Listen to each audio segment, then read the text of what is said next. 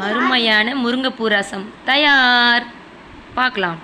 Friends வணக்கம். நம்ம இன்றைக்கி சுவையான முருங்கைப்பூ ரசம் தான் பார்க்க போகிறோம். முருங்கைப்பூ நான் வாஷ் பண்ணி வச்சுருக்கேன். நம்ம என்னென்ன அதுக்கு தேவைன்னு பார்த்துடலாமா?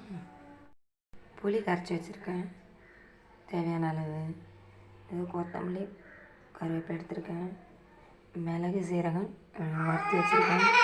இதில் ஒரு 2 பல்லு பூண்டு வச்சுருக்கேன். 2 தக்காளி எடுத்து வச்சுருக்கேன். இந்த தக்காளி எடுத்து புளியில் நான் புழிஞ்சு விட்டுக்குவேன். சரி வாங்க என்ன பண்ணலான்னு பார்க்க. இப்போ நான் எடுத்து வச்சுருக்கிறேன் இந்த பூண்டு, மிளகு சீரகம், இதாக கூட கொத்தமல்லி கருவேப்பிலை இதில் போட்டு அரைச்சி எடுத்துக்கலாம். நம்ம இந்த பச்சை மிளகாய் இதில் ஒன்று சேர்த்துக்கலாம். இதை அரைச்சி எடுத்துக்கலாம்.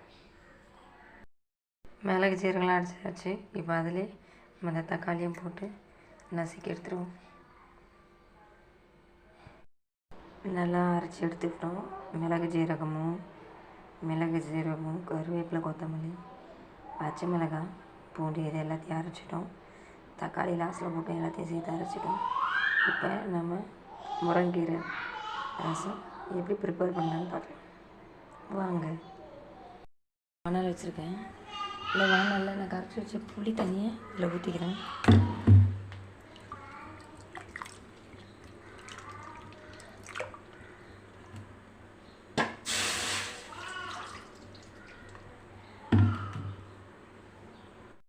புளி தண்ணி ஊற்றிட்டேன்.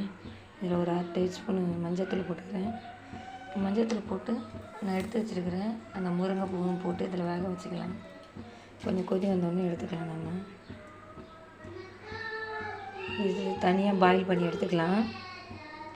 இது தனியாக வேகட்டும். ஆல்ரெடி நான் உப்பு போட்டுட்டேன். இது கொஞ்சம் நேரம் வேகட்டும். வேகிற வரைக்கும் நம்ம இந்த ரசம் தாளிக்கலாம். பூ நல்லா வேகுது. கொஞ்சம் கொதி வந்த பிறகு நம்ம எடுத்து தனியாக ஊற்றிக்கலாம். நான் இன்னொரு கடாய் எடுத்து காய வச்சுருக்கேன். இதில் இப்போ எண்ணெய் விட்டுக்குவோம். காஞ்சிருச்சு. எண்ணெய் விட்டுட்டேன். இந்த எண்ணெய் காஞ்சதுக்கப்புறம் கடுகு, காஞ்ச மிளகா, கருவேப்பிலை போட்டு தாளிக்கலாம். எண்ணெய் நல்லா காஞ்சிச்சு. இப்போ கடுகு போடலாம். காஞ்சிருச்சு. கடுகு நல்லா பொரியுது. இது பொரிஞ்சதுக்கப்புறம் நம்ம கடுகு நல்லா பொரிஞ்சு எழுந்திரிச்சு இதில் கருவேப்பிலையும் காஞ்ச மிளகாயும் போடணும். நம்ம அரைச்சி வச்ச மசாலா சேர்த்துட்டு உப்பு ரசம் அதிகம் மூடி வச்சிங்களா? இதில் வந்து 2 நிமிஷம் இதை வதக்கிடுங்க. இந்த ரசம் மசாலா 2 நிமிஷம் நல்லா வதக்கி இதில் ஒரு சிட்டிகை மஞ்சத்தூளும் பெருங்காயத்தையும் ஆட் பண்ணிடுவோம். இதில் உப்பு போட தேவை. ஆல்ரெடி நம்ம அந்த தண்ணியில் உப்பு ஆட் பண்ணிட்டோம். இதில் கொஞ்சோண்டு பெருங்காயத்தூளும் லிட்டில் கொஞ்சமாக மஞ்சத்தூள் இது கொஞ்சம் ஒரு 2 செகண்ட் தொலைவிட்டு இதை ஆஃப் பண்ணிடுவோம்.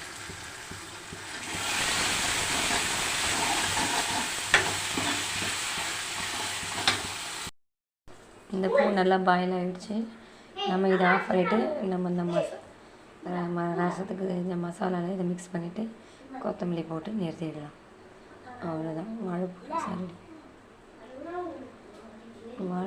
முருங்கைப்பூ ரசம் ரெடி.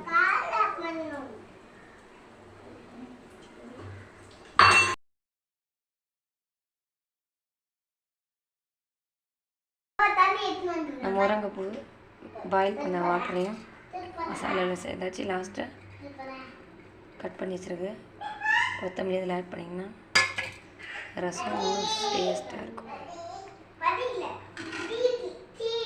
முருங்கைப்பூ ரசம் தயார்.